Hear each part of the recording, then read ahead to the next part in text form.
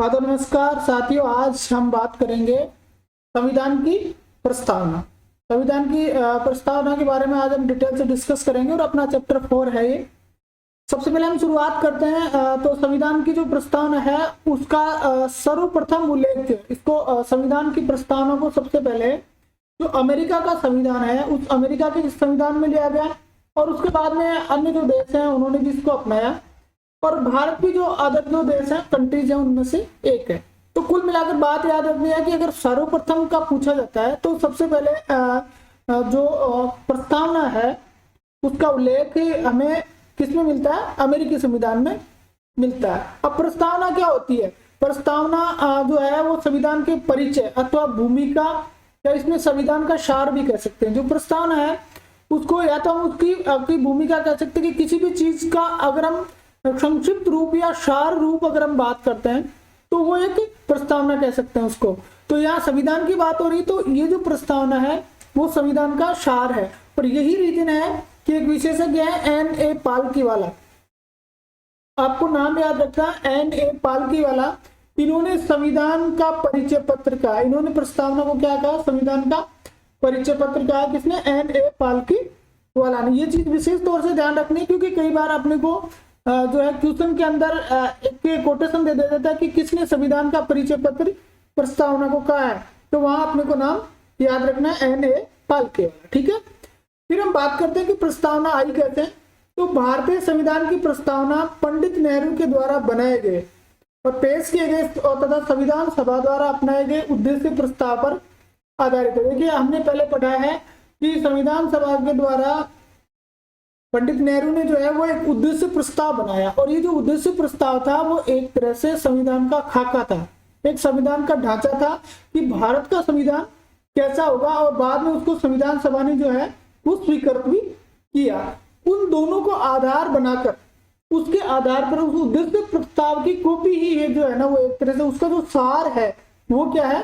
प्रस्तावना है। आपको यहाँ दो चीजें याद रखनी है कि उद्देश्य प्रस्ताव जो था उसको पेश किसने किया था? तो उद्देश्य प्रस्ताव को पेश किया था पंडित जवाहरलाल नेहरू ने।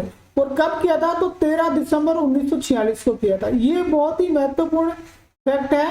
13 दिसंबर 1946 को जवाहरलाल नेहरू जो है उन्होंने उद्देश्य प्रस्ताव संविधान सभा में पेश किया और संविधान सभा द्वारा उसको अपनाया गया या स्वीकृत किया गया। वो तारीख आपको याद रखनी है, हम भूल जाते हैं। 22 जनवरी 1947,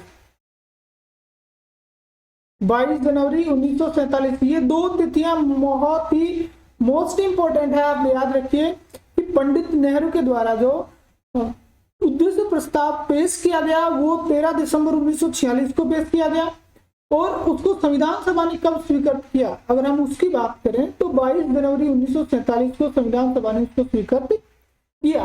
और ये जो अपनी प्रस्तावना है संविधान की जो भूमिका के रूप में या संविधान के सार के रूप में या जैसे N.A. पालकीवाला ने संविधान का परिचय पत्र कहा है वो पूरी तरह से उद्देश्य प्रस्ताव पर आधारित है। अब 42वें संविधान संशोधन अधिनियम 1976 के द्वारा इसको संशोधित किया गया है। देखिए हम आगे डिटेल में पढ़ेंगे कि किस तरह से संशोधन किया जा सकता है या नहीं किया जा सकता। तो उसमें अब तक एक बार संशोधन हुआ है मात्र, जो 42वां संविधान संशोधन 1976 के द्वारा हुआ।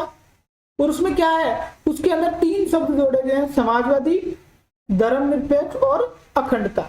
समाजवादी, धर्मनिरपेक्ष और अखंडता, ये 3 शब्द भारतीय संविधान की जो प्रस्तावना है उसमें शामिल किए गए हैं। कौन से संविधान संशोधन द्वारा? आपको याद रखना है 42वें संविधान संशोधन द्वारा। नेक्स्ट में चलते हैं। अब विषय वस्तु की बात करते हैं, तो कॉमन बात होगी। विषय वस्तु की बात करते हैं कि अपने जो वर्तमान की जो प्रस्तावना है उसको किस तरह से पढ़ा जाता है, उसमें क्या लिखा है। ये जो चित्र आप देख रहे हैं ये प्रस्तावना का चित्र है, एज इट इज इसको लिया गया है।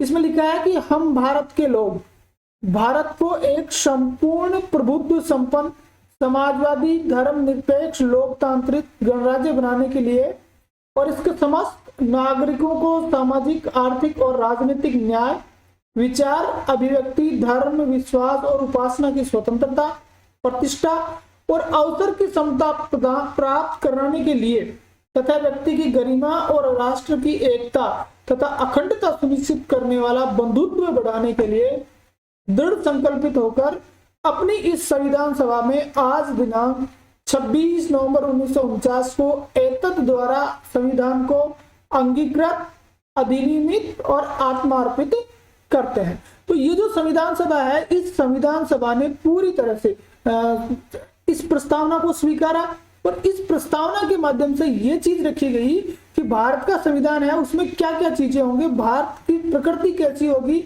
भारत की जो संविधान की जो शक्तियां हैं उसका स्रोत क्या होगा, ये सारी चीजें किस तरह की न्याय होगी, एक एक हम इसको जो है वो भी डिस्कस करेंगे। तो सबसे पहले हम बात करते हैं कि ये जो प्रस्तावना है उसके तत्वों की बात करें तो प्रस्तावना के मुख्य रूप से 4 तत्व उभर के सामने आते हैं। सबसे पहला है संविधान के अधिकार के स्रोत, कि संविधान कहां से अधिकार प्राप्त करेगा। तो आपने देखा होगा कि हम भारत के लोग, कहां से आ रहा है, हम भारत के लोग। तो संविधान जो है वो कहां से शक्ति प्राप्त कर रहा है, तो वो संविधान भारत के लोगों से शक्ति अधिकृत कर रहा है। यानी संविधान में जो शक्ति प्राप्त होगी वो कहां से प्राप्त होगी, भारत के लोगों से, यानी भारत की जनता से प्राप्त होगी, किसी व्यक्ति विशेष से नहीं होगी बल्कि जनता से प्राप्त होगी। तो संविधान का पहला तत्व, प्रस्तावना का पहला तत्व है संविधान के अधिकार के स्रोत, और वो है कि भारत के लोग। नेक्स्ट में है कि प्रकृति, देखिए भारत के का जो शासन होगा उसकी प्रकृति कैसे होगी। हमने यहाँ पीछे देखा है, भारत को एक संपूर्ण प्रभुत्व संपन्न समाजवादी धर्मनिरपेक्ष लोकतांत्रिक गणराज्य, भारत की इसकी प्रकृति क्या है, संपूर्ण समाजवादी धर्मनिरपेक्ष लोकतांत्रिक गणतांत्रिक वाला देश बनाया। यानी ये राजतंत्र नहीं होगा बल्कि गणतंत्रित होगा, संपूर्ण संप्रभु होगा, यानी ये किसी के अधीन नहीं होगा, समाजवाद में आस्था रखेगा, धर्मनिरपेक्ष होगा, धर्म विशेष को महत्व नहीं देगा, तथा लोकतांत्रिक होगा, जनता द्वारा चुने हुए प्रतिनिधि इसका शासन करेंगे, और गणतांत्रिक होगा, गणतांत्रिक यानी यहाँ का जो शासक होगा वो आनुवंशिक नहीं होके जनता के द्वारा चुनाव के माध्यम से एक निश्चित समयावधि के लिए बनेगा। तो ये भारत की प्रकृति। दूसरा ये, तीसरा संविधान का उद्देश्य, संविधान बनाया गया इसका पर्पस क्या है, तो इसका पर्पस है कि इसके अनुसार न्याय, स्वतंत्रता, समता और बंधुत्व संविधान के उद्देश्य है कि लोगों को न्याय मिले, स्वतंत्रता मिले, समता और बंधुत्व मिले। ये सारी चीजें जो है वो संविधान प्रदान करेगा, ये संविधान का उद्देश्य है। और संविधान लागू होने की तिथि हमने सबसे अंत में पढ़ा 26 नवंबर 1949। 26 नवंबर 1949 को एतत् द्वारा संविधान को अंगीकृत, अधिनियमित और आत्मार्पित करते हैं। ये चीज हमने लास्ट में पढ़ी है इसके। तो ये होगी इसकी तिथि की, संविधान किस तिथि को लागू हुआ, 26 नवंबर 1949 को। मैं आपको बता दूं कि संविधान को इस तिथि को लागू माना जाता है और 15 अनुच्छेद जो है वो इसी तिथि से प्रवृत्त हो गए थे।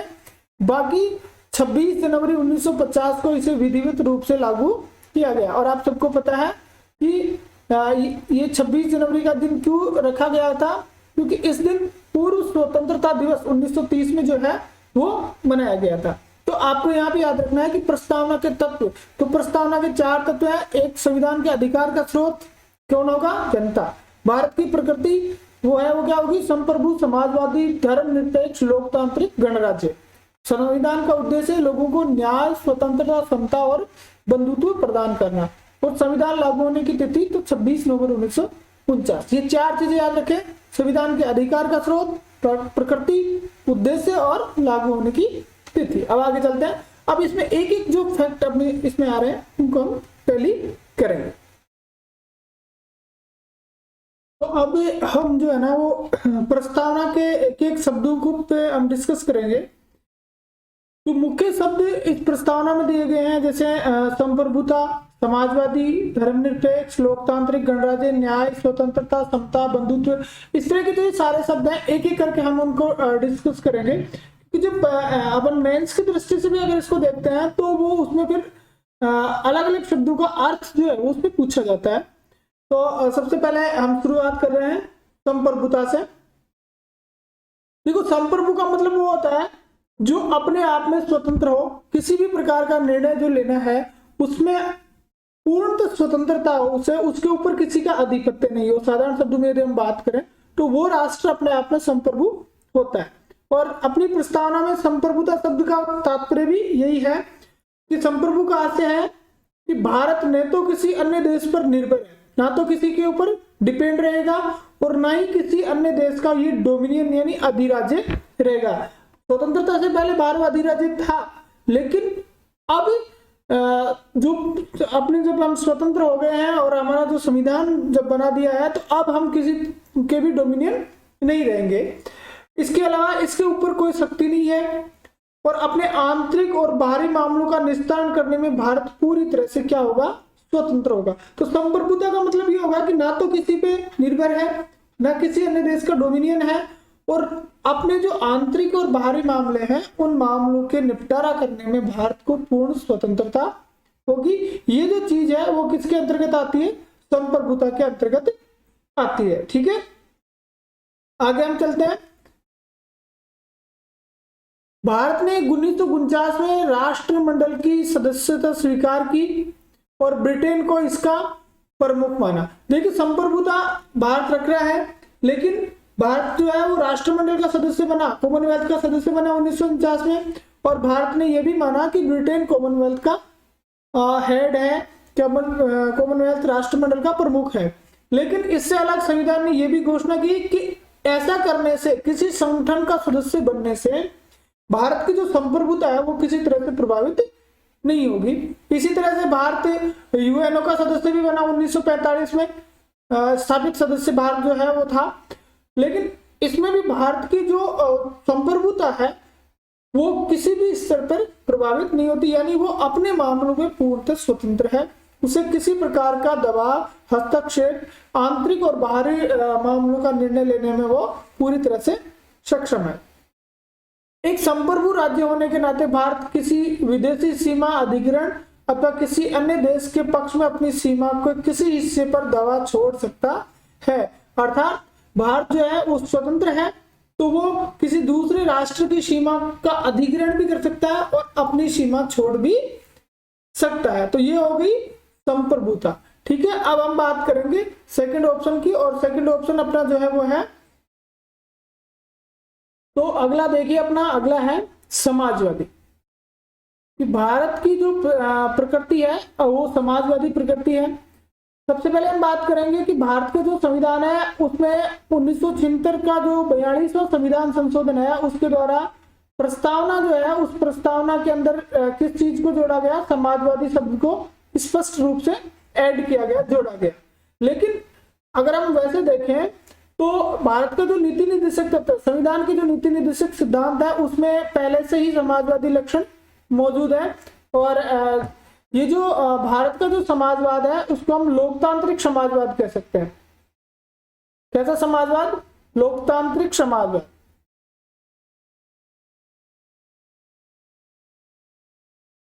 ठीक है, तो एक तरह से संविधान में जो पहले से अंतर्निहित समाजवाद था उसको स्पष्ट रूप से इसमें जोड़ा गया 1976 के 42वें संविधान संशोधन में। आपको याद रखना है 3 शब्द जोड़े गए थे जो हम एक एक करके पढ़ेंगे। पहला समाजवाद, दूसरा था धर्मनिरपेक्ष, और तीसरा शब्द था अखंडता। ये 3 शब्द जो है वो 42वें संविधान संशोधन में प्रस्तावना में जोड़े गए हैं, और प्रस्तावना में एक ही बार संशोधन हुआ है। 1955 में अवार्डी सत्र में एक प्रस्ताव पारित करके इसके लिए अनुसार कार्य किया। देखिए, समाजवाद शब्द को जो है वो जोड़ने के लिए 1955 में अवार्डी में एक सत्र हुआ था कांग्रेस का। उस कांग्रेस के सत्र में इसके लिए एक प्रस्ताव पारित किया गया था, और उसी के माध्यम से जो है उसी को आगे परिणित करने के लिए 42वें संविधान संशोधन में इसको जोड़ा गया। यहाँ पर हमें ध्यान देना है कि भारतीय समाजवाद लोकतांत्रिक, जैसा अपन ने ऊपर बात की कि लोकतांत्रिक समाजवाद है। ठीक है, न कि साम्यवादी समाजवाद, जिसे राज्याश्रित समाजवाद भी है। समाजवाद को एक होता है साम्यवादी समाजवाद, जिसको राज्याश्रित समाजवाद भी कहते हैं। साम्यवादी समाजवाद जो होता है उसके अंदर जो उत्पादन और वितरण के जो साधन है सभी का राष्ट्रीयकरण और निजी संपत्ति का पूर्णतः उन्मूलन कर दिया जाता है। जो समाजवाद का जो साम्यवादी स्वरूप है उसमें क्या होता है कि जो संपत्ति, निजी संपत्ति है उसका पूरी तरह से उन्मूलन कर दिया जाता है, और जो उत्पादन और वितरण के जो साधन है उन सब साधनों का क्या कर दिया जाता है, राष्ट्रीयकरण किया जाता है कि वो सरकार के अधीन ही होते हैं। लेकिन भारत का समाजवाद जो है वो कौन सा है? लोकतांत्रिक समाजवाद है। और लोकतांत्रिक समाजवाद होने के नाते भारत जो है मिश्रित अर्थव्यवस्था में आस्था रखता है, यहाँ पे सार्वजनिक और निजी दोनों क्षेत्र साथ साथ मौजूद रहते हैं और साथ साथ प्रगति करते हैं। तो आपको ये याद रखना है कि 42वें संविधान संशोधन से जोड़ा गया है। इसके साथ साथ समाजवादी जो है वो कौन सा है, लोकतांत्रिक समाजवाद को समर्थन करता है, साम्यवादी समाजवादी का समर्थन भारत नहीं करता है। ठीक है, नेक्स्ट में हम चलते हैं। सर्वोच्च न्यायालय कहता है कि लोकतांत्रिक समाजवाद का उद्देश्य गरीबी, उपेक्षा, बीमारी और अवसर की असमानता को समाप्त करना है। जो लोकतांत्रिक समाजवाद जिसकी भारतीय जो है वो स्वीकार करता है, उसका मुख्य उद्देश्य क्या है, गरीबी को, उपेक्षा को, बीमारी और अवसर की जो असमानता है उसको समाप्त करना है। भारतीय समाजवाद मार्क्सवाद और गांधीवाद का मिला जुला रूप है, यानी जो गांधीवाद है और जो मार्क्सवाद है दोनों का एक समुचित मिला जुला मिश्रित रूप बनाकर जो है वो भारतीय समाजवाद की व्यवस्था स्थापित की गई है। और 1991 में उदारीकरण, निजीकरण और वैश्वीकरण की नई आर्थिक नीति आने के बाद में जो समाजवादी स्वरूप है भारत का वो थोड़ा और लचीला हो गया। तो आपने को विशेष तौर से ध्यान रखना है कि समाजवाद जो शब्द है वो 1942 के 42वें संविधान संशोधन 1969 द्वारा जोड़ा गया है। नेक्स्ट में हम चलते हैं, अगला है धर्मनिरपेक्ष। देखिए पिछले जब हमने पढ़ा इसको संविधान की विशेषताएं पढ़ी तो उसके अंदर हमने धर्मनिरपेक्ष पे काफी डिटेल से डिस्कस किया था। तो मैं आपको यहाँ फिर से बता दूं कि 42वें संविधान संशोधन 1976 के द्वारा इसको जोड़ा गया, ठीक है। और 1974 में उच्चतम न्यायालय ने एक व्याख्या की थी इसकी, कहा कि धर्मनिरपेक्ष राज्य शब्द स्पष्ट रूप से संविधान में उल्लेख नहीं किया गया था, कि संविधान के अंदर कहीं भी धर्मनिरपेक्ष राज्य शब्द नहीं लिखा था।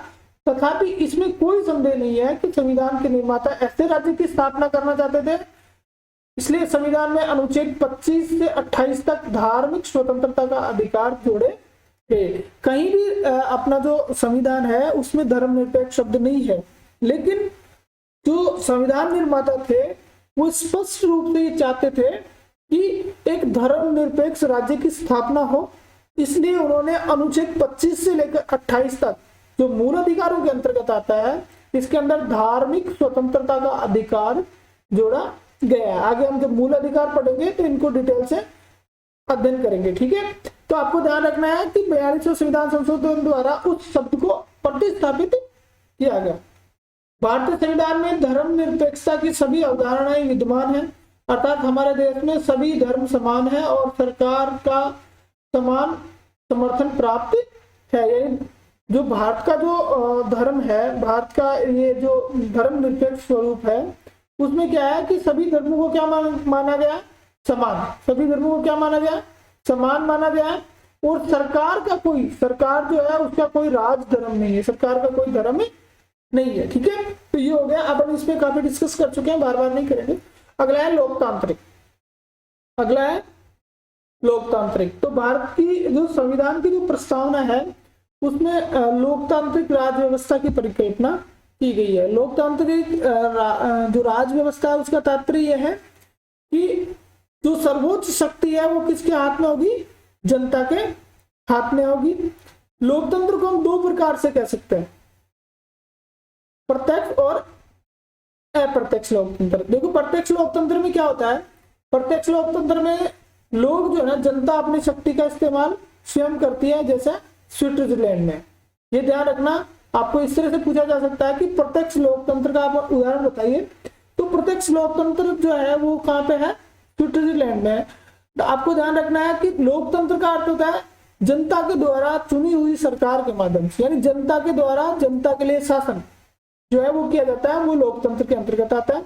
और दो प्रकार का होता है, प्रत्यक्ष और अप्रत्यक्ष। प्रत्यक्ष लोकतंत्र में क्या होता है कि लोग स्वयं जो है वो अपनी शक्ति का इस्तेमाल करते हैं। लेकिन अप्रत्यक्ष लोकतंत्र, अब यहाँ प्रत्यक्ष लोकतंत्र का उदाहरण आपके आ गया स्विट्जरलैंड। अप्रत्यक्ष लोकतंत्र में आप भारत को ले सकते हो। और अप्रत्यक्ष लोकतंत्र में क्या होता है कि जो चुने हुए प्रतिनिधि है ना, उनके माध्यम से सत्ता संचालन की जाती है, जनता सीधे जो है वो सत्ता का प्रयोग नहीं करती। अब जो प्रत्यक्ष लोकतंत्र है उसके 4 मुख्य औजार होते हैं, ये आपको याद रखने हैं। बहुत ही महत्वपूर्ण चीज है कि प्रत्यक्ष लोकतंत्र के 4 औजार, परिप्रेक्षा, पहल, प्रत्यावर्तन या प्रत्याशी को बुलाना और जनमत संग्रह। परिपृच्छा यानी किसी विषय के रूप में वो स्वयं निर्णय लेते हैं। पहल यानी किसी अधिनियम के लिए अधिसूचित करने के लिए स्वयं कहते हैं, और कोई प्रत्याशी काम नहीं करता तो उसको रिकॉल करते हैं, वापस बुलाते हैं। और जनमत संग्रह है किसी क्षेत्र विशेष के विवाद को निपटारा करने के लिए जनता के मतदान के माध्यम से उस पर निर्णय लिया जाता है। तो ये चार चीजें आपको याद रखनी है। जो प्रत्यक्ष लोकतंत्र होता है उसके चार औजार माने जाते हैं। कौन कौन से? परिपृच्छा, पहल, प्रत्याशी को वापस बुलाना यानी प्रत्यावर्तन, और जनमत संग्रह। तो ये तो हो गया लोकतंत्र का प्रत्यक्ष स्वरूप। दूसरी ओर अपन बात करते हैं अप्रत्यक्ष लोकतंत्र। इसमें लोगों के द्वारा चुने हुए प्रतिनिधि सर्वोच्च शक्ति का इस्तेमाल करते हैं और सरकार चलाते हुए कानूनों का निर्माण करते हैं। इस प्रकार का जो लोकतंत्र होता है उसको क्या कहते हैं? प्रतिनिधि लोकतंत्र कहा जाता है। इसके अंदर देखिए क्या होता है, इसके अंदर जो मैंने आपको ऊपर बताया कि जो लोकतंत्र, ये जो अप्रत्यक्ष लोकतंत्र होता है उसके अंदर जो अप्रत्यक्ष रूप से चुने हुए जो प्रतिनिधि है, जो जनता के द्वारा जो चुने हुए प्रतिनिधि है वो शासन करते हैं और कानून निर्माण करते हैं, लेकिन अंतिम शक्ति जो है वो मतदान के माध्यम से जनता में निहित होती है। अब ये दो प्रकार का होता है, एक होता है संसदीय लोकतंत्र और एक होता है राष्ट्रपति के दिन। तो संसदीय लोकतंत्र की अगर तो हम बात करें तो संसदीय लोकतंत्र तो किसमें है? भारत में है। और राष्ट्रपति लोकतंत्र या अध्यक्षात्मक प्रणाली भी जिसको कहते हैं, क्या नाम है? संसदात्मक और अध्यक्षात्मक, दो प्रकार भी इसके कई बार नाम में आते हैं। तो अध्यक्षात्मक जो प्रणाली है वो किसमें है? अमेरिका में, जहां राष्ट्रपति जो है वो सरकार का प्रमुख होता है। और संसदीय लोकतंत्र में सरकार का प्रमुख जो होता है वो कौन होता है? प्रधानमंत्री होता है। ये दोनों चीजें याद रखनी है। अप्रत्यक्ष लोकतंत्र की हम बात कर रहे हैं तो अप्रत्यक्ष लोकतंत्र दो प्रकार का होता है, एक दो स्वरूप होते हैं, संसदीय और राष्ट्रपति या अध्यक्षात्मक। ठीक है, तो राष्ट्रपति जो होता है वो है अमेरिका में और संसदीय है वो कहाँ पे है? भारत में। ब्रिटेन से हमने लिया है। संसदीय जो प्रणाली होती है उसका जो प्रमुख होता है वो कौन होता है? प्रधानमंत्री। और अध्यक्षात्मक प्रणाली में राष्ट्रपति प्रमुख होता है। भारतीय संविधान में प्रतिनिधि संसदीय लोकतंत्र की व्यवस्था, जैसा मैंने ऊपर आपको बताया, इसमें कार्यकारिणी अपनी सभी नीतियों और कार्यों के लिए विधायिका के प्रति जवाबदेह। इसमें जो क्या होता है कि जो कार्यपालिका होती है वो अपनी सारी नीतियों और कार्यों के लिए किसके प्रति जवाबदेही होती है? विधायिका के प्रति जवाबदेह होती है। इसके साथ साथ वरिष्ठ मताधिकार, देखिए संसदीय प्रणाली का एक ये भी है, सामयिक चुनाव, कानून की सर्वोच्चता, न्यायपालिका की स्वतंत्रता और भेदभाव का अभाव भारतीय राज्य व्यवस्था में लोकतांत्रिक लक्षण के स्वरूप है। ये बहुत ही महत्वपूर्ण है मेंस की दृष्टि से कि निम्न में से कौन से ऐसे लक्षण हैं जो भारतीय संसदीय प्रणाली के हैं? तो वरिष्ठ मताधिकार, सामयिक चुनाव यानी समयबद्ध चुनाव प्रणाली, कानून की सर्वोच्चता यानी व्यक्ति की सर्वोच्च नहीं है, कानून सर्वोच्च है, न्यायपालिका की स्वतंत्रता, न्यायपालिका को पूर्णतः स्वतंत्र बनाया गया है, और किसी के साथ भेदभाव नहीं हो उसका अभाव। ये सारे हमें लोकतांत्रिक राष्ट्र बनाते हैं। संविधान की प्रस्ताव में लोकतांत्रिक शब्द का इस्तेमाल वृहत रूप से किया गया है। देखिए हम जब इसको पढ़ रहे थे लोकतांत्रिक प्रस्तावना को, तो हमने देखा कि उसमें स्पष्ट रूप से लोकतांत्रिक शब्द का उपयोग किया गया है, जो न केवल राजनीतिक लोकतंत्र बल्कि सामाजिक और आर्थिक लोकतंत्र को भी शामिल किया गया है। देखिए तीन प्रकार के लोकतंत्र को इसमें शामिल किया गया है, राजनीतिक, सामाजिक और आर्थिक। ठीक है, यानी राजनीतिक लोकतंत्र का मतलब कि प्रत्येक व्यक्ति जो है वो चुनाव लड़ सकता है, वो मतदान कर सकता है, ठीक है, राजनीति में भाग ले सकता है। सामाजिक लोकतंत्र का मतलब कि क्षमता के माध्यम से सभी वर्गों को समान बनाया गया। और आर्थिक लोकतंत्र का तात्पर्य है कि आजीविका के लिए प्रत्येक व्यक्ति जो है वो अपने प्रयास से, अपने सामर्थ्य से कार्य कर सकता है। तो ये था अपना लोकतंत्र। नेक्स्ट में हम चले, अगला है गणतंत्र। देखिए एक जो लोकतांत्रिक व्यवस्था होती है, अपना राष्ट्र क्या है? लोकतंत्र है, और इसके साथ साथ क्या है? गणतंत्र भी है। लोकतंत्र दो प्रकार का होता है, एक होता है राजशाही और दूसरा होता है गणतंत्र। राजशाही में क्या होता है? राजशाही में जो शासक होता है वो क्या होता है? राजशाही व्यवस्था में राज्य का जो प्रमुख होता है वो राजा या रानी होता है, जैसे कहाँ पे है? ब्रिटेन में है। और उत्तराधिकार के माध्यम से अपने पद पे बना रहता है, आगे से आगे चलता रहता है। यानी जो प्रमुख होता है, वो राज्य का जो प्रमुख होता है वो मुख्य रूप से राजा या रानी होता है। राजशाही व्यवस्था की हम बात करेंगे, और उत्तराधिकारिता के माध्यम से पद पर वो आसीन रहता है। जैसे हम बात करें उदाहरण के लिए तो ब्रिटेन। वही अगर हम गणतंत्रात्मक व्यवस्था की बात करें तो उसका जो प्रमुख होता है वो प्रत्यक्ष अथवा अप्रत्यक्ष किसी भी रूप में हो सकता है, जिसका चुनाव इलेक्शन किसी भी रूप में हो सकता है, लेकिन एक निश्चित समय के लिए चुनकर आता है। जैसे अमेरिका, जैसे राष्ट्रपति होता है वो निश्चित समय के लिए चुन के आता है। भारत ने इस स्थिति में किसका अनुसरण किया है? गणतंत्रात्मक व्यवस्था के लिए भारतीय संविधान में किसका अनुसरण किया है? अमेरिका का अनुसरण किया है, क्योंकि भारत का जो प्रमुख है, जो राष्ट्रपति है, वो चुनाव के जरिए सत्ता में आता है और 5 वर्ष के लिए अप्रत्यक्ष रूप से चुना जाता है। तो दो चीजें आपको यहाँ पे याद रखनी है कि भारत एक गणतंत्र भी है और लोकतंत्र भी है। गणतंत्र और लोकतंत्र दोनों रूपों में भारत है। देखिए एक चीज देखते हैं कि गणतंत्र भी है और लोकतंत्र भी है। आपको यह ध्यान रखना है कि गणतंत्र के लिए तो भारत ने किसका अनुसरण किया कि यहाँ का जो शासक है वो चुन के आता है, तो वो किसके लिए है? अमेरिका।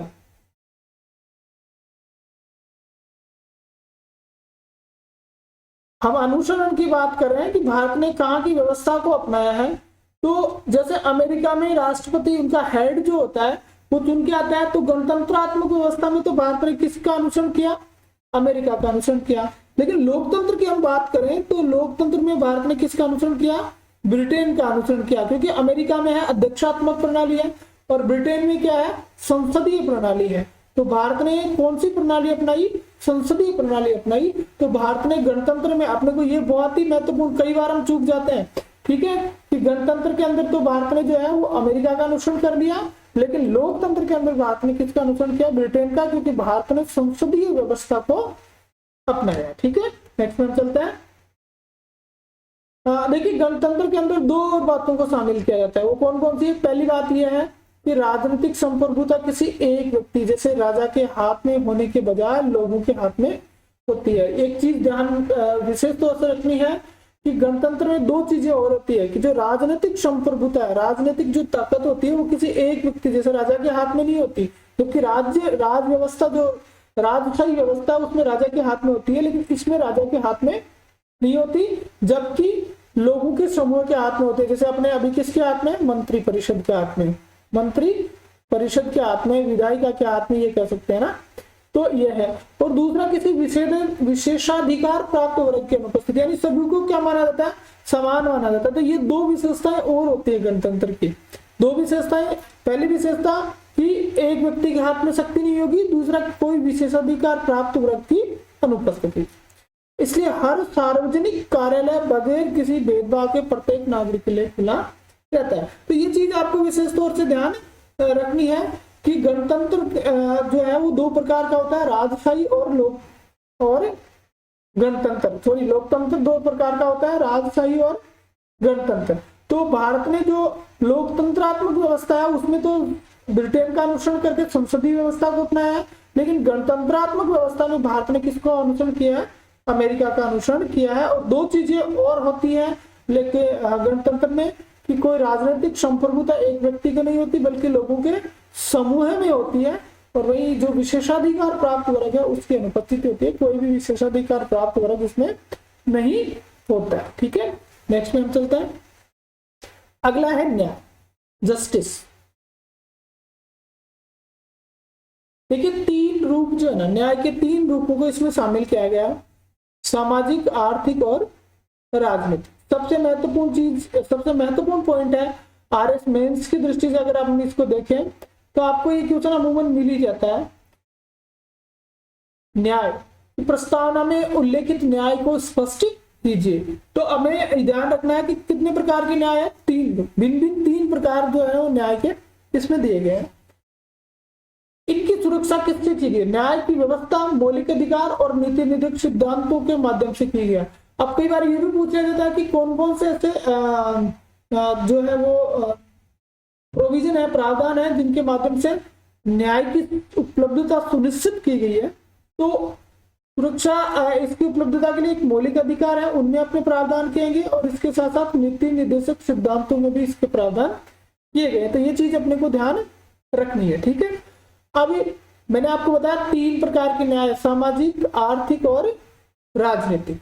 तो सामाजिक न्याय को देखेंगे पहले। देखिए, सामाजिक न्याय का अर्थ ये है कि कोई भी व्यक्ति है उसके साथ जाति, रंग, धर्म, लिंग के आधार पर बिना भेदभाव किए समान व्यवहार किया जाए। किसी भी व्यक्ति के साथ जो है वो बिना भेदभाव के समान व्यवहार किया जाए। अगर हम डायग्राम को भी देखें तो इसमें देखो जस्टिस 3 टाइप्स दे रखे हैं, सोशल, इकोनॉमिक एंड पॉलिटिकल, ठीक है, सामाजिक, आर्थिक और राजनीतिक, ठीक है।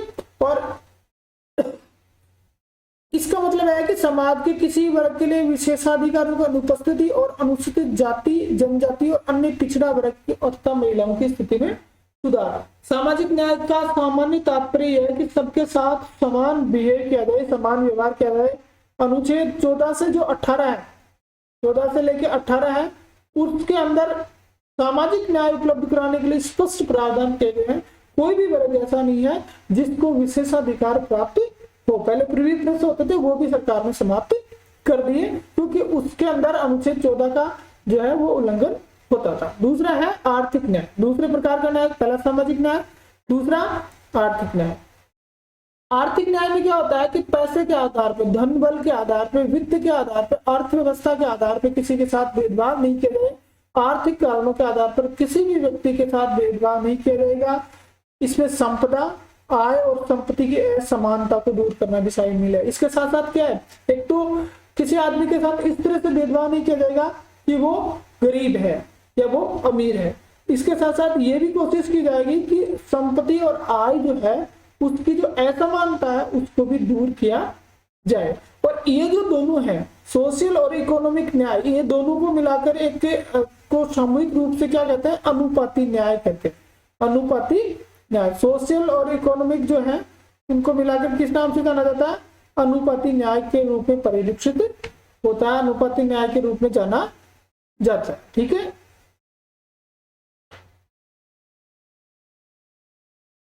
अगला बच गया अपना राजनीतिक न्याय। अगला कौन सा है, राजनीतिक। देखिए 3 प्रकार की न्याय हमने बताई, जो सोशल, इकोनॉमिक और पॉलिटिकल, ठीक है। हर व्यक्ति को समान राजनीतिक अधिकार प्राप्त होंगे, चाहे वो राजनीतिक दफ्तरों में प्रवेश को लेकर हो या अपनी बात को सरकार तक पहुंचाने के लिए। तो कुल मिलाकर बात मैं ये कहना चाह रहा हूँ कि राजनीतिक न्याय का मतलब है कि किसी को साथ भी राजनीतिक आधार पर भेदभाव नहीं किया जाएगा, वो अपनी बात सरकार तक रख सकता है, वो राजनीतिक जो दफ्तर है, ऑफिस है, उनमें प्रवेश कर सकता है, ठीक है। तो किसी को भी इस आधार पे कि ये फला पार्टी का है, ये फला दल का है, इसलिए उसके साथ कोई दूसरा व्यवहार, भेदभाव युक्त व्यवहार नहीं किया जाएगा, ठीक है। फिर है सामाजिक, आर्थिक और राजनीतिक न्याय। ये जो तीनों शब्द हैं वो 1917 की रूसी क्रांति से लिए गए। बहुत ही महत्वपूर्ण चीज है, यह आपको वेरी मोस्ट लगा के याद रखनी है कि जो प्रस्तावना है उसमें सामाजिक, आर्थिक और राजनीतिक न्याय जो है वो कहां से लिए गए, 1917 की रूसी क्रांति से लिए गए हैं। 1917 की रूसी क्रांति से लिए गए, ये याद रखना है अपने को, ठीक है। नेक्स्ट में चलता है स्वतंत्रता। अगला है अपना स्वतंत्रता। स्वतंत्रता का अर्थ है लोगों की गतिविधियों पर किसी प्रकार की रोक टोक की अनुपस्थिति और साथ ही व्यक्ति के विकास के लिए अवसर प्रदान करना। 2 चीजें आती है स्वतंत्रता में, हम एक ही चीज को लिखते हैं। कई बार आपने पूछा जाता है कि स्वतंत्रता से तात्पर्य क्या है, तो वहां आपने को ये ध्यान रखना है कि 2 चीजें आती है। पहली चीज कि लोगों की जो गतिविधियां हैं उस पर किसी प्रकार की रोक टोक की अनुपस्थिति होती है, यानी उसे आने जाने पे, अपना काम करने में पूर्ण स्वतंत्रता होती है, पूरी तरह से फ्री होता है। और इसके साथ साथ ये भी सुनिश्चित किया जाता है कि उस व्यक्ति के विकास के लिए संपूर्ण अवसर उसे प्रदान किए जाए। ऐसा नहीं कि उसका विकास बाधित हो रहा है और उसको खुला छोड़ा गया है कि नहीं तू मौज कर। मौज कैसे करेगा जब वो विकसित ही नहीं है, वो सक्षम ही नहीं है, वो आर्थिक दृष्टि से इतना दुबला है, आर्थिक दृष्टि से इतना कमजोर है कि वो अपनी स्वतंत्रता के अधिकार का उपयोग कर ही नहीं पा रहा है। तो ऐसी स्थिति में हमें ध्यान रखना है कि व्यक्ति को विकास के समुचित अवसर प्रदान करते हुए उसको जो गतिविधियां हैं उस पर किसी भी प्रकार की जो रोक टोक है उसकी अनुपस्थिति ही स्वतंत्रता है। इस तरह से बहुत ही अच्छे शब्दों में हमें परिभाषा बना के मेंस में लिखनी होती है। प्रस्तावना हर व्यक्ति के लिए मौलिक अधिकारों के जरिए अभिव्यक्ति, विश्वास, धर्म और उपासना की स्वतंत्रता सुरक्षित करती है और इसके हनन के मामले में कानून का दरवाजा खटखटाया जाता है। आप देखिए जो मूल अधिकार है उन मूल अधिकारों के माध्यम से व्यक्ति की जो है उस स्वतंत्रता को सुनिश्चित किया गया है। और प्रस्तावना में कौन कौन सी स्वतंत्रता है? अभिव्यक्ति की स्वतंत्रता, विश्वास, धर्म और उपासना की स्वतंत्रता, 4 प्रकार के स्वतंत्रता का उल्लेख जो है वो प्रस्तावना में किया गया है। कौन कौन सी? अभिव्यक्ति की स्वतंत्रता, विश्वास की स्वतंत्रता, धर्म की स्वतंत्रता और उपासना की स्वतंत्रता। ठीक है, आपको पता होगा अनुच्छेद 19 में 6 प्रकार की, पहले 7 प्रकार की थी और अब 6 प्रकार की स्वतंत्रता का उल्लेख स्पष्ट रूप से किया गया। जब हम मूल अधिकार पढ़ेंगे तो मूल अधिकारों के अंदर हम इसको डिस्कस करेंगे डिटेल से। प्रस्तावना में कहा गया है कि भारतीय लोकतांत्रिक व्यवस्था को सफलतापूर्वक चलाने के लिए स्वतंत्रता परम आवश्यक है। देखिए, लोकतंत्र तभी चल सकता है जब व्यक्ति स्वतंत्र है कि उसे किसे मत देना है, उससे कहाँ जाना है, कहाँ आना है और अपनी बात रख सकता है, अपना विकास कर सकता है, तो लोकतंत्र चल सकता है। स्वतंत्रता का अभिप्राय ये नहीं है कि हर व्यक्ति को कुछ भी करने का लाइसेंस मिल जाए। देखिए, स्वतंत्रता एक तरफ संविधान स्वतंत्रता दे रहा है लेकिन दूसरी तरफ निर्बंधन भी लगा रहा है कि आपको स्वतंत्रता का इस्तेमाल इस तरह से करना है जो संविधान में लिखी जो सीमाएं हैं उनके भीतर, यानी आप स्वतंत्रता का प्रयोग ऐसे कीजिए कि दूसरे की स्वतंत्रता का हनन नहीं हो। आपकी स्वतंत्रता है लेकिन वो तब जब आपके किए गए कृत्य से किसी अन्य व्यक्ति की स्वतंत्रता का हनन नहीं होना चाहिए। तो ये हो गई स्वतंत्रता। ठीक है, नेक्स्ट में हम चलते हैं। संक्षेप में कहा जाए तो प्रस्तावना में प्रदत्त स्वतंत्रता एक मौलिक अधिकार शर्त रहित नहीं है। कुल मिलाकर जो मैंने बात कही कि आपको क्या करना है कि आपको स्वतंत्रता तब मिलेगी जब आप किसी दूसरे की स्वतंत्रता का हनन नहीं करते हैं। और प्रस्तावना के अंदर 3 शब्द लिए गए हैं, स्वतंत्रता, समता और बंधुत्व। इनको कहां से लिया गया? फ्रांस की क्रांति जो 1789 से 1799 थी, गौरवपूर्ण क्रांति जिसको बोलते हैं, उससे लिया गया है, फ्रांस की क्रांति से लिया गया है। तो आपको 2 चीजें याद रखनी है। देखो, पहली चीज हमें याद रखनी है कि न्याय, और न्याय के 3 रूप कौन कौन से? सामाजिक,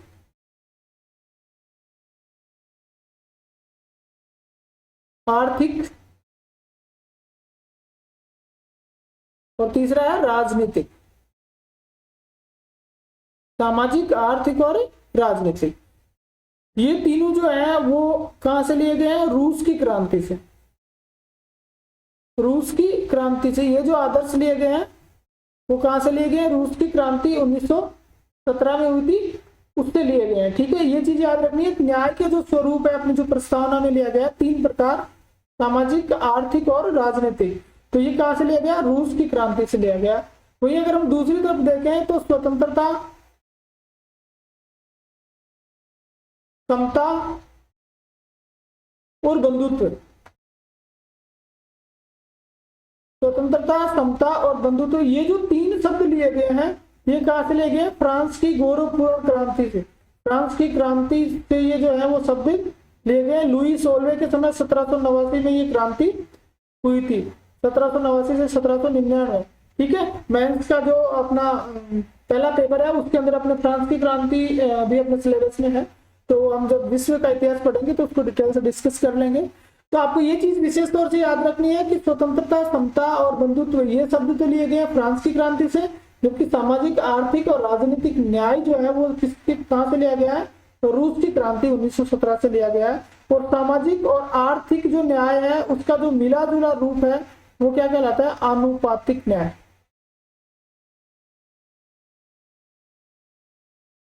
आनुपातिक या अनुपाती न्याय भी इसको कहा जाता है। तो ये चीज अपने को ध्यान रखनी है, बहुत ही महत्वपूर्ण है ये परीक्षा की दृष्टि से है। ठीक है, आगे हम चलते हैं। अगला है अपना क्षमता। क्षमता का मतलब समानता, सभी लोग जो है वो प्रत्येक दृष्टि से क्या है, समान है, किसी के साथ किसी प्रकार का भेदभाव नहीं है। समता का अर्थ है समाज के किसी भी वर्ग के लिए विशेषाधिकारों की अनुपस्थिति और बिना किसी भेदभाव के हर व्यक्ति को समान अवसर प्रदान करने के उपबंध। यानी कोई भी समाज है, कोई भी व्यक्ति है, उसको किसी प्रकार के विशेषाधिकार नहीं होंगे और इसके साथ साथ समाज के प्रत्येक व्यक्ति को समान अवसर प्रदान करने के प्रावधान भी संविधान में किए गए हैं। तो ये होगी समता। भारतीय संविधान की प्रस्तावना हर नागरिक को स्थिति और अवसर की क्षमता प्रदान करते हैं। क्योंकि दो प्रकार की क्षमता इसमें प्रदान की गई है, स्थिति और अवसर की। स्थिति और अवसर की क्षमता जो है वो प्रदान करती है। इस उपबंध में समता के 3 आयाम शामिल है, नागरिक, राजनीतिक और आर्थिक। तो 3 प्रकार की क्षमता की हम जो है इसमें बात कर रहे हैं। समता से तात्पर्य यह है कि सभी को समान समझा जाएगा और विशेषाधिकार प्राप्त वर्ग की अनुपस्थिति होगी। ठीक है।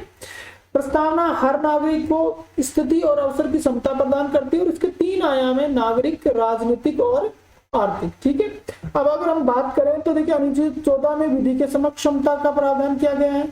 15 में धर्म, जाति, लिंग या जन्म स्थान के आधार पर मूल वंश निषेध किया गया है। 16 में लोक नियोजन के अवसर में समता। 17 में अस्पृश्यता का अंत है और 18 में उपाधियों का अंत है। जब हम पढ़ेंगे अपना मूल अधिकार तो इसको डिटेल से हम डिस्कस करेंगे। अब 3 प्रकार की समता की हमने बात की है, नागरिक, राजनीतिक और आर्थिक। इस पे हम थोड़ी बात चर्चा अभी करेंगे। संविधान में 2 ऐसे उपबंध हैं जो राजनीतिक क्षमता को सुनिश्चित करते हैं। देखिए राजनीतिक समता की बात करें तो समता को सुनिश्चित करने वाले प्रावधानों को हम देखेंगे तो दो उपबंध ऐसे हैं जो राजनीतिक क्षमता को सुनिश्चित करते हैं और उनके अगर अनुच्छेद की अगर हम बात करें तो 325 और 326। अनुच्छेद 325 और 326 दो ऐसे हैं जो क्या करते हैं कि राजनीतिक क्षमता को सुनिश्चित करते हैं। कौन कौन से? पहला है अनुच्छेद 325 कि धर्म, जाति, लिंग अथवा वर्ग के आधार किसी व्यक्ति को मतदाता सूची में शामिल होने के अयोग्य करार नहीं दिया जाएगा। पहला मतदाता सूची में शामिल होना, तो मतदाता सूची में किसी व्यक्ति को अयोग्य करार किस आधार पर नहीं दिया जाएगा कि ये फलां धर्म का है, फलां लिंग का है, फलां जाति का है। मतलब सभी लोगों को जो है वो मतदाता सूची में शामिल होने और मतदान करने का अधिकार होगा। ठीक है। और अनुच्छेद 326 जो है वो है वयस्क मताधिकार का प्रावधान। उसमें क्या है?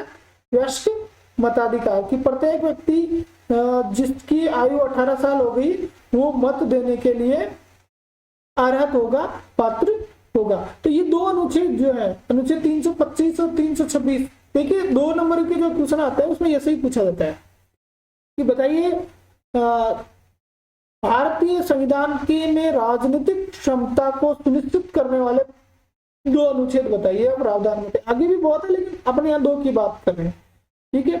तो वहां फिर अपने को इस चीज का ध्यान रखना है कि अनुच्छेद 325 और 326। 325 कहता है कि धर्म, जाति, लिंग, वर्ग के आधार पर किसी व्यक्ति को मतदाता सूची में शामिल होने के अयोग्य करार नहीं दिया जाएगा। कि कोई व्यक्ति इसलिए अयोग्य करार नहीं दिया जाता कि वो फलां जाति का है, फलां धर्म का है। हाँ, निवास स्थान के आधार पर अयोग्य करार दिया जा सकता है, ये इसमें उल्लेख नहीं। ये शब्द आपको ध्यान रखना, धर्म, जाति, लिंग और वर्ग, ये 4 आधार हैं जिनके आधार पर किसी व्यक्ति को जो है वो अयोग्य करार नहीं दिया जाएगा, लेकिन निवास के आधार पर जो है अयोग्य करार दिया जा सकता है। दूसरा है कि लोकसभा और विधानसभा में व्यस्क मतदान का प्रावधान अनुच्छेद 326 में किया गया और व्यस्क मतदान की उम्र कितनी है? 18 वर्ष। जिसने 18 वर्ष पार कर लिए वो मत देने का अधिकारी होगा, चाहे वो किसी भी जाति का हो। हाँ, ये जरूरी है कि अनुच्छेद 325 के तहत उसको अपना नाम मतदाता सूची में जुड़वाना अनिवार्य होगा। फिर हम बात करते हैं, ये राजनीतिक क्षमता की बात होगी। उसके बाद में हम बात करेंगे आर्थिक क्षमता की। आर्थिक क्षमता की अगर हम बात करें तो अनुच्छेद 39 नीति निर्देशक तत्वों के तहत आता है। अनुच्छेद 39 उसमें स्पष्ट लिखा है कि महिला तथा पुरुष जीवन व्यापन के लिए पर्याप्त साधन हो और समान काम के लिए समान वेतन। समान काम के लिए समान वेतन, ये नहीं कि महिला और पुरुष का जो वेतन है उसमें विसंगति हो, अलग अलग हो, भेदभाव हो, डिस्क्रिमिनेशन हो, ऐसा कुछ नहीं। अनुच्छेद 39 कहता है कि व्यक्ति, महिला और पुरुष जो है उनके लिए जीवन यापन के लिए उचित साधन का सुनिश्चित हो और समान काम के लिए समान वेतन जो है वो भी उपलब्ध करवाया जाए। फिर अगला हम आगे हम चलते हैं, प्रस्तावना के महत्व की हम बात करेंगे कि प्रस्तावना का क्या महत्व है। तो प्रस्तावना के महत्व की हम बात करते हैं तो प्रस्तावना उस आधारभूत दर्शन और राजनीतिक, धार्मिक और नैतिक मूल्यों का उल्लेख है जो हमारे संविधान के क्या है, आधार है। देखिए इसमें आपको 2-3 लोगों के नाम याद रखने हैं, जैसे सर अलादी कृष्ण स्वामी अय्यर, उन्होंने कहा कि संविधान की प्रस्तावना हमारे दीर्घकालिक सपनों का विचार है। इस तरह के कोटेशन अगर हम आंसर में डालते हैं तो बहुत ही महत्वपूर्ण हो जाता है, अपना आंसर बहुत ही सस्ता है। ये एक अलंकार कह सकते हैं, जैसे हिंदी में अलंकार होते हैं उस तरह से अलंकृत शब्द कह सकते हैं। जैसे मैंने लिखा कि N.A. पालकी वाला ने इसको क्या कहा,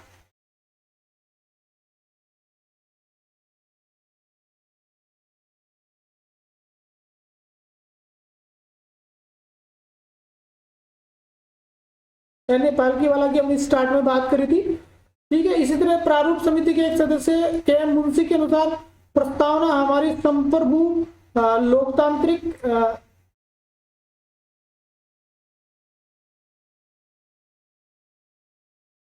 लोकतांत्रिक झलक है। हमारा जो संविधान है उसकी लोकतांत्रिक क्या है, झलक है।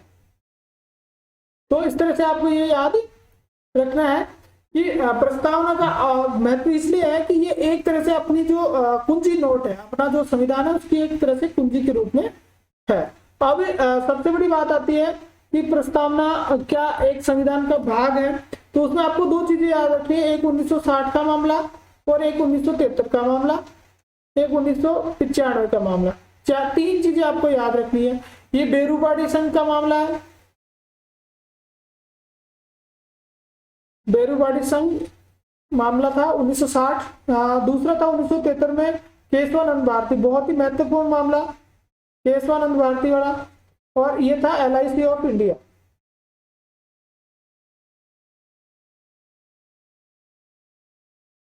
देखिए 1960 का ही जो मामला था, इसमें स्पष्ट रूप से सुप्रीम कोर्ट ने, माननीय सर्वोच्च न्यायालय ने कहा कि प्रस्तावना जो है वो क्या है, प्रस्तावना संविधान का भाग नहीं है, प्रस्तावना संविधान का भाग नहीं है। 1960 का जो बेरूबाड़ी संघ मामला था उसमें स्पष्ट रूप से कहा कि प्रस्तावना संविधान का भाग नहीं है, लेकिन 1973 में उन्होंने वापस अपने निर्णय को पलट के कहा कि प्रस्तावना जो है वो क्या है, संविधान का भाग है। 1960 में तो मना किया था कि नहीं है, लेकिन 1973 का जो केशवानंद मामला था उसके अंदर जो सुप्रीम कोर्ट है उन्होंने कहा कि प्रस्तावना जो है वो भाग है। और इसमें जो संशोधन 368 के तहत, अनुच्छेद 368 के तहत जो संशोधन होते हैं वो ऐसा कोई संशोधन नहीं किया जा सकता जो इसके आधारभूत सिद्धांतों के प्रतिकूल हो, आधारभूत सिद्धांतों को समाप्त करने वाला हो। हालांकि प्रस्तावना में संशोधन किया जा सकता है। और 1995 में LIC ऑफ इंडिया मामला जो था उसके अंदर भी सरकार ने, सुप्रीम कोर्ट ने इस चीज को स्वीकार किया कि प्रस्तावना संविधान का एक भाग है। तो वर्तमान में आपको ये चीज देखना है। प्रश्न ये आता है कि क्या प्रस्तावना संविधान का भाग है, तो यस, प्रस्तावना संविधान का भाग है। 1960 के मामले में, बेरूबाड़ी संघ मामले में स्पष्ट मना किया गया। लेकिन 1973 केशवानंद भारती बनाम केरल राज्यवाद में सरकार ने, सरकार का नाम है, सुप्रीम कोर्ट ने स्पष्ट ये कहा कि प्रस्तावना संविधान का एक भाग है। हालांकि इसको सबसे अंत में संविधान में जोड़ा गया है। ये भी ध्यान रखना है कि प्रस्तावना को संविधान में कब जोड़ा गया, सबसे अंत में। सबसे अंत में कौन जुड़ा, सब प्रस्तावना इसमें जुड़ी।